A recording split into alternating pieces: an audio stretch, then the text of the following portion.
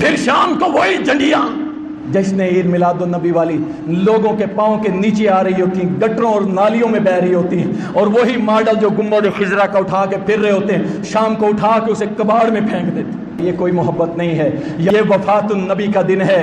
میرے بزرگ جانتے ہیں، یا جو 40 کے قریب ہے، کہ 90 80 90 کی دہائی میں کوئی جشن عید میلاد النبی نہیں تھا، بلکہ کیا 12 وفات منائی جاتی تھی۔ 12 وفات، لوگ افسردہ ہوتے تھے، لوگ اس دن یہ کہتے تھے کہ ہمارے نبی اس دن فوت ہوئے تھے، دنیا سے گئے تھے، اور آج تم نے ایک بل پاس کروا کے اور ایک دن کی چھٹی پاس کروا کے تم نے جشن عید میلاد النبی، مسلمان کی صرف 2 عیدیں، ایک عید الاضحیٰ اور عید الفطر، تیسری عید مسلمانوں نے کبھی محمد رسول اللہ کے دور میں نہیں منائی۔ اللہ اکبر۔ آؤ میلاد منانے کا طریقہ ہم تم کو بتاتے ہیں، اور پوچھتے کس سے ہیں؟ محمد رسول اللہ صلی اللہ علیہ وسلم سے۔ نبی علیہ السلام سوموار کا اور جمعرات کا روزہ رکھا کرتے تھے۔ صحابہ نے پوچھا اللہ کے نبی یہ سوموار کا روزہ کیوں رکھتے ہیں؟ نبی علیہ السلام نے فرمایا اس دن میری پیدائش ہوئی تھی، اسی دن اللہ نے مجھے نبوت دی تھی، میں اللہ کے شکرانے میں سوموار کا روزہ رکھتا ہوں۔ پورا سال رکھو،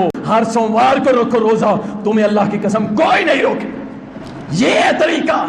ادھر کیا مٹھائیاں، دودھ سوڈے اور پتہ نہیں کیا سبیلے لگا لگا کے، اور جس نبی کی سنت میں سوموار اور جمعرات کا روزہ ہے وہ تمہیں اچھی نہیں لگتی، کیوں؟ اس میں بھوکا رہنا پڑتا ہے۔ یہ ایسا طریقہ نبی علیہ السلام کی سنت ہے، اس کو کرو، اس کو رکھو روزے کو، تمہیں کوئی منع نہیں کرتا۔